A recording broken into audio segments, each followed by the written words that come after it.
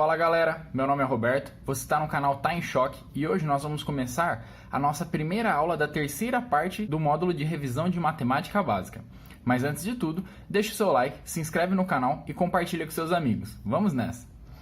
A gente estuda na escola que existem alguns grupos de números que nós classificamos. Os números naturais, os números inteiros, os números racionais, os reais e aí depois a gente parte para os números complexos. Números complexos são aqueles que na matemática normal, convencional, vamos dizer assim, que a gente tenta escrever eles não se enquadram nas propriedades mais comuns de potência e raiz. Quando você tenta calcular eles, você não consegue. A partir disso, surgiu o conceito de números complexos, em que nós denotamos por i ou j a raiz do número menos 1.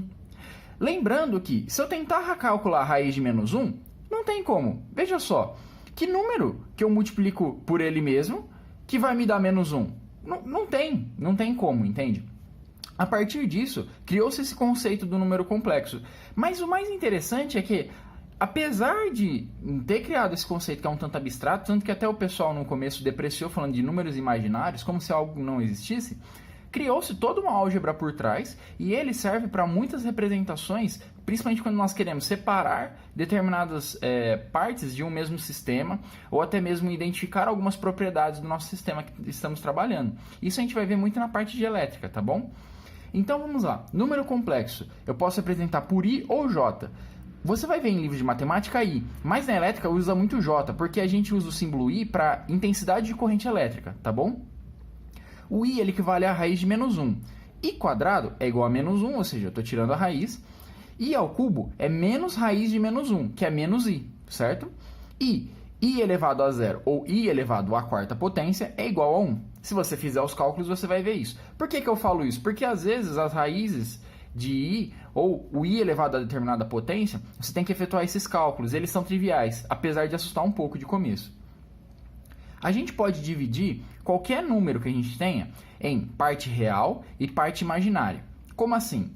Quando eu encontrar a raiz de menos 1 ali na minha expressão, eu vou substituir ela por i, já que não tem como eu mexer mais nela, não tem como eu calcular ela. Então, eu vou separar o que é parte real, ou seja, o que é parte que não contém a parte imaginária, o i, e o que é parte imaginária. A parte real eu vou chamar de x e a parte imaginária eu vou chamar de y, sendo que y sempre está multiplicando i. Tá bom? E aí esse z, que é um número qualquer, ele é composto dessas duas partes. Então eu posso representar qualquer número como a soma de uma parte real e a parte imaginária, certo? Por exemplo, se eu tivesse o número 2. 2, eu posso falar que 2 é a parte real e eu posso falar que ele é mais 0 vezes i.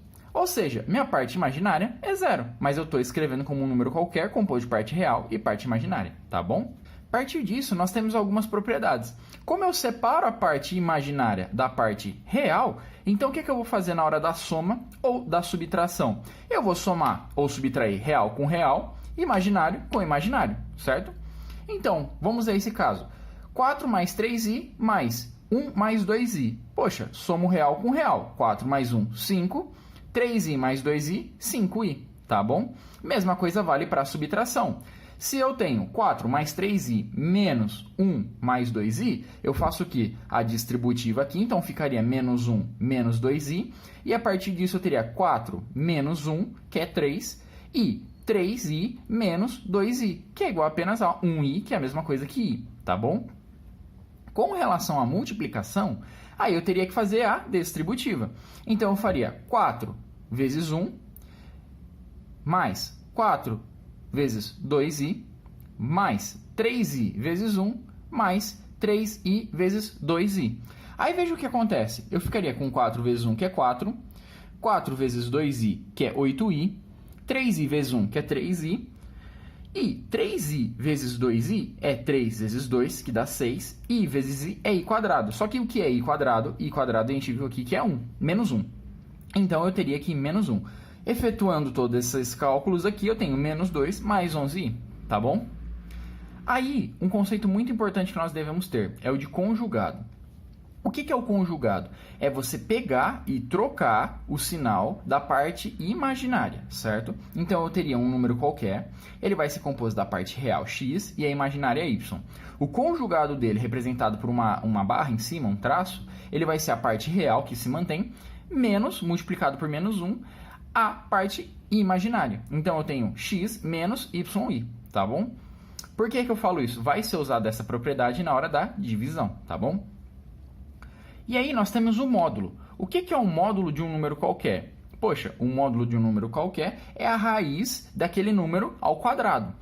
Só que para os números complexos eu tenho que fazer, e isso daí é uma definição para que o cálculo funcione, que o módulo de um número complexo vai ser a raiz do número vezes o seu conjugado.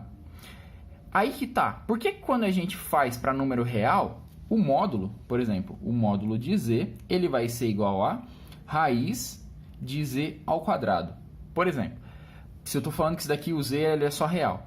Por que eu não coloco z vezes o conjugado de z? Porque na parte real isso não altera. Agora, quando eu tiver a parte complexa, eu tenho que colocar essa alteração, tá bom? Então eu teria módulo de z igual a raiz de z vezes o conjugado de z, que é igual a x mais y, i, vezes x menos y, tudo dentro da raiz. E também isso é igual a raiz de x ao quadrado mais y ao quadrado. Aí você pode se perguntar, mas, pô, esse resultado aqui, módulo de z igual a raiz de x quadrado mais... Eu já vi isso em algum lugar. Você viu em trigonometria. Olha que interessante. A gente consegue, depois eu vou mostrar isso para vocês em próximas aulas, a gente consegue quebrar um número complexo e colocar ele num plano em que o eixo das abscissas ele vai ser a parte real, o eixo das ordenadas vai ser a parte imaginária, e a partir disso eu consigo gerar um triângulo retângulo em que a hipotenusa é justamente o módulo desse número. Isso daí é chamado de coordenada polar ou plano de Armand-Gauss, depende da forma que você estiver analisando. E então eu consigo fazer uma representação cartesiana ou polar, a gente vai ver isso mais pra frente, e eu consigo relacionar esse número a pontos no meu plano. E é aí que surge a sacada, porque muitas análises em controle, em circuitos elétricos, você precisa de métodos visuais para resolver o problema. E aí, isso tudo vai ser aplicado nessa hora, tá bom? Então isso é uma coisa mais futura. E aí temos a divisão. E aí para divisão a gente usa o conjugado. Como assim? Por exemplo, eu tenho 3 mais 2i dividido por 1 mais i. Posso sair dividindo direto? Não, não tem como. O que você faz? Você faz um velho método que é o seguinte. Você multiplica e divide na mesma parte da sua equação por um número igual. Então, se eu tiver aqui, ó, 1 menos i multiplicando a minha expressão, só que dividindo também por 1 menos i, é como se eu cancelasse aqui e fosse 1. Mas eu vou utilizar esse método para não alterar a minha equação no todo, ou minha operação, e eu consiga chegar no resultado que eu quero. Então, o que eu faço? Eu multiplico e divido ao mesmo tempo pelo meu denominador, só que conjugado, certo? Então, eu teria 1 mais i, o meu denominador vai ser 1 menos i, dividido por 1 menos i, tá bom? Aí eu faço multiplicação. 3 mais 2i vezes 1 menos i. Eu já resolvi isso mais fácil, mas é só você aplicar aqui a propriedade da distributiva para multiplicação, certo? Você efetuando esses cálculos aqui, vai te dar esse resultado e no final eu vou ter 5 sobre 2 menos i sobre 2i, certo?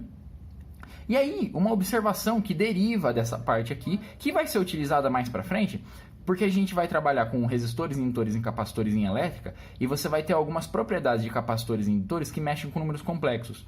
E aí você pode se confundir no cálculo. Mas é muito simples. Por quê? 1 sobre i é a mesma coisa que menos i.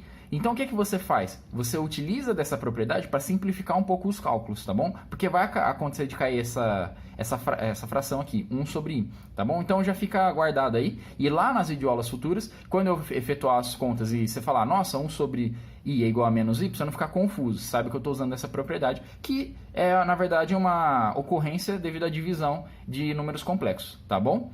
Bem, exercícios sobre números complexos, pode ficar tranquilo, não vamos fazer agora, isso daqui é uma revisão. Você vai usar aí só os montes na parte de circuitos elétricos, principalmente em corrente alternada, quando a gente estiver utilizando isso. Então fica tranquilo, isso daqui é muito simples e lá a gente vai treinar ainda mais, só que com aplicação, tá bom? Então forte abraço, até a próxima aula. Now the world don't move to the beat of just one drum.